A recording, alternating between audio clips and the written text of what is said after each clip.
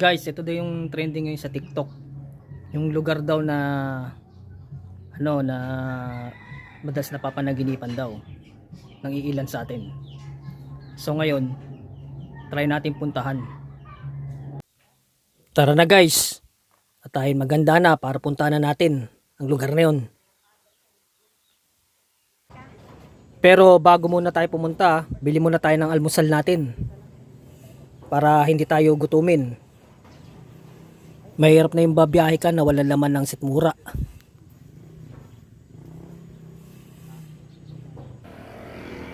Kain tayo guys.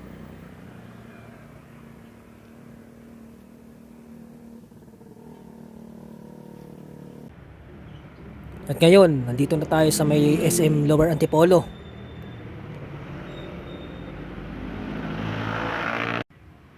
At nandito na tayo sa Barangay Mayamot, Antipolo. Yung sa likuran ko, dyan pa ako didiretso. Kaya lang, parang hindi nakakasya ang aking motor. Basta dito lang yung sa may Pagray eh. Guys,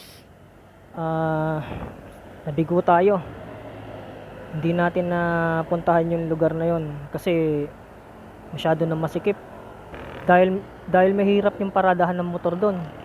Kasi nakakaano naman kung iiwan natin yung motor. Baka kung anong gawin sa motor natin, di ba? Kasi hindi tayo pamilyar sa lugar na yon.